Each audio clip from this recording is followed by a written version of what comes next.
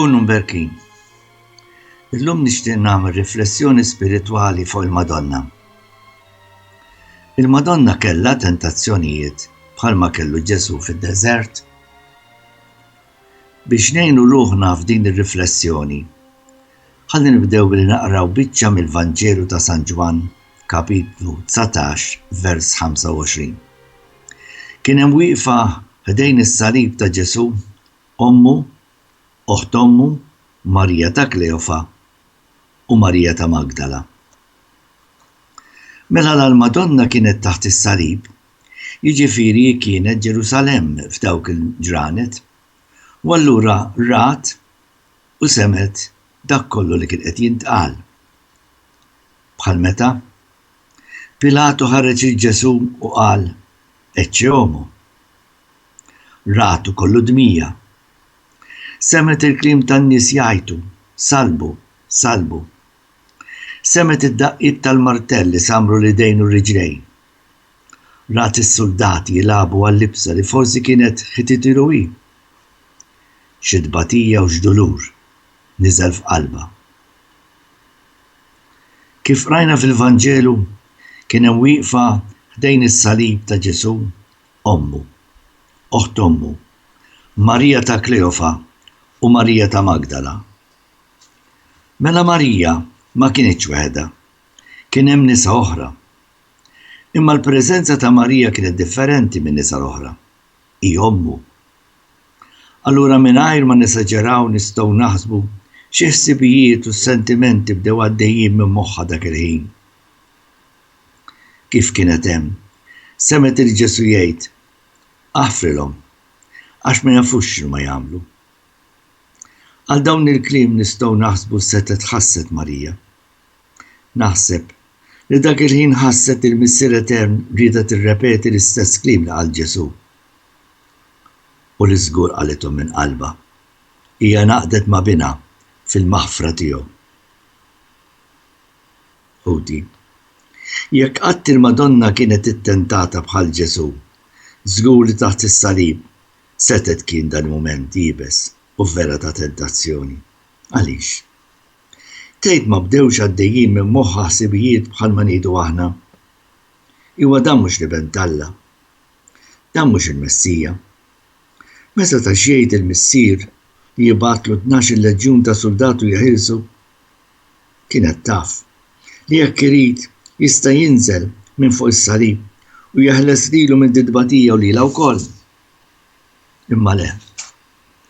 Marija mhux se ċċedi għal dawn is-sibijiet u lanqas ma qalet kelma bħalma kienet qiegħda tisma' n-nies jgħidu. Inżel minn hemm, int salvajt tant nies salva lilek innifsek. Ma Marija beqgħet sikta. Mela l-preżenza ta' Marija taħt is-salib ma kienx preżenza fiżika biss, imma kienet preżenza spiritwali, jiġifieri kienet maquda spiritwalment ma' binha. Hija kienet qed issofri u taqgħad id-dbatija tagħha ma ta' binha. Kienet qed issofri f'qalbha u f'ġisimha. Min hu omm jista' jifhem aktar dak kollu li bdiet tbati Marija dak il-ħin. Min jaf kemm kienet tfisser għal Ġesu dik il-preżenza ta' ommu taħt is-salib. Issa mhux qed jgħidilha is-sija tiegħu ma waslitx bħalma qalilha f'Kana. Imma qed issa waslet is-sija. Għalhekk żgur li kienet ta' komfort li kien ta' komfort għalih il-preżenza tagħha. U tajjeb issa naraw x'nistgħu nitgħallmu aħna minn din ix-xena. Speċjalment meta wieħed jinnota li din ix-xena Alla rrid li tiġi mniżda fil-Vanġelu ħalli aħna nkunu nafuha. Hekk pereżempju.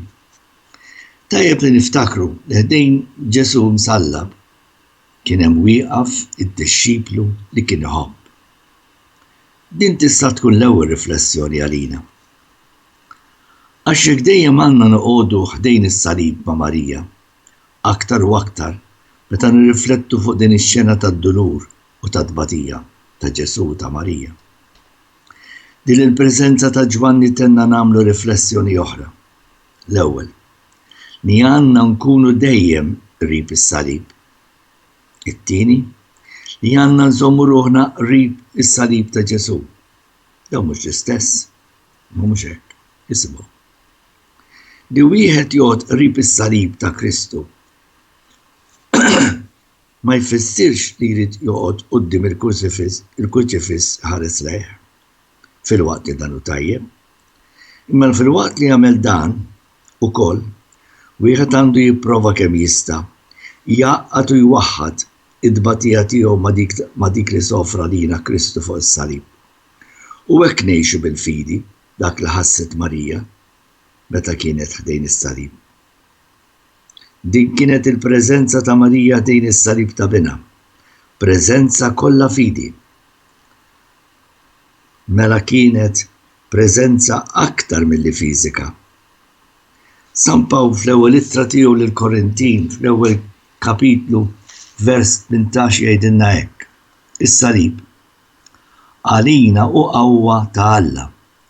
U fl-ittra lir-Rumani l-ewwel kapitlu vers 16 inkompli jispjega u jgħidilna l-Evanġelju u l-qawwa tal-Alla għas-salvazzjoni ta' dawk li jemmnu. Ħuti fil-misteru tas-salib insibu l-forza biex inkomplu l-mixja tagħna lejn il-mulej. Mela li nkun qrib is-salib ta' Ġesu mhijiex xi teorija jew idea, imma fir-realtà rridu kuljum mhux biss inkunu ħdejn is-salib flimkien ma' Marija, imma nerfgħu is-salib tagħna u nimxu wara Ġesu.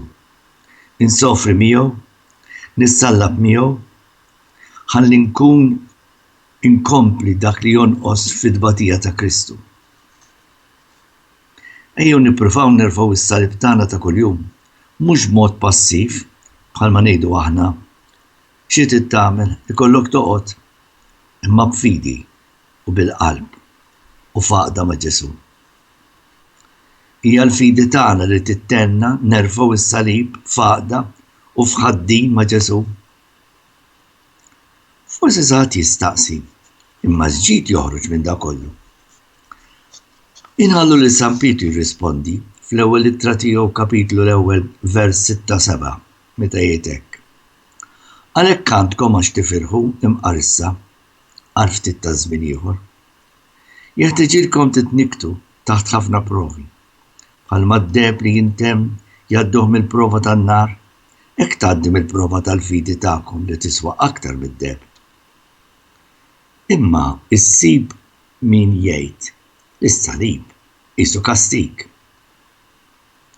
Vera s-salib fih innifsu mhux ħaġa sabiħa u mhux sassalvana biss hekk is-salib, imma s-salib merfugħ f'fidi u maqut ma' Kristu isir imbierek u meritorju.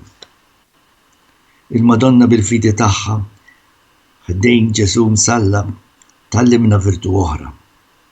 Tallimna l-virtu tat-tama. Xi ġifieri? Għax aħna rridu nħarsu lil hinn mis-salib. Aħna nafu li wara l-mewt ta' Ġesu kien hemm il-qawmin. Dan huwa l-misteru kollu tal-għid, il-passjoni, il-mewt u l-qawmin. Infatti San Ġwan jallimna li s-salib għal Ġesu ma kienx biss il-mewt, imma kien ukoll il-glorifikazzjoni tiegħu.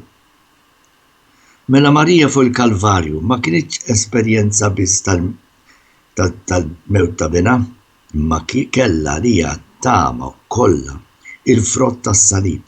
Kienet qed tara l-qawmin u s-salvazzjoni tal-bnedmin kollha. Mela Marija mhux biss hija ommi d-duluri kif inħobbu ngħidula aħna, imma hija wkoll ommi t-tama kif tkanta l-Knisja f'wieħed mill-linjiet tagħha.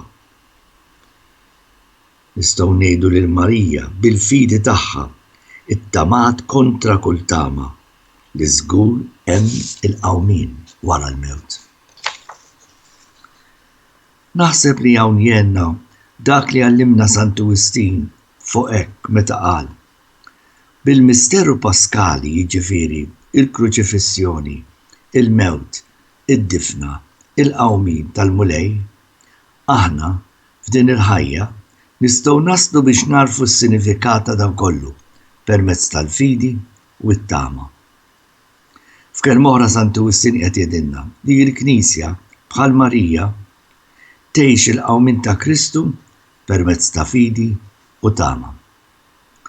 Għax għalkemm is-salib huwa oġġett ta' esperjenza, il-qawmin huwa oġġett ta' tama. Minna din il-virtù tenna biex waqt li nibqgħu għaddejjin b'dak kollu li nkunu qed nagħmlu ġifieri d-doveri tagħna, tqawwina li wara din il-ħajja Alla se jagħtina il-premju li ħaqna. Għax qed ngħid dan?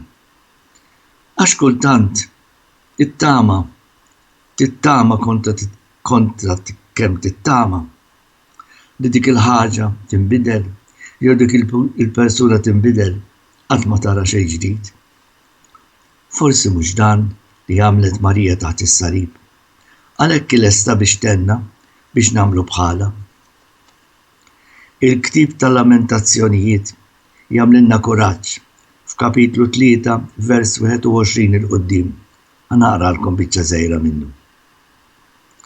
Il-ħnina talla bla tmiem, tjubitu ma tonqos qatt, semi u l-mulej għalhekk nittama fih. Nitolbu. Iva mulej. Intaf li jien nemmen fik għalkemm fil-prattika ninsa. Intaf li jien nafda fik għalkemm nitlef sabri fuq affarijiet żgħar. Intaf li nħobbok għalkemm nitlef ħafna okkażjonijiet matul il-ġurnata biex nurija mal-oħrajn għax jien mitluf fuq innifsi. Ta' minn issa wara din ir-riflessjoni kultant f'qalbu jsellem lill-Om tagħna Marija b'dik it-talba li kulħadd jafa li ngħidula s-Salve Reġina. Slima lik Sultana, Om ta' ħlewwa. Kunu mberkin.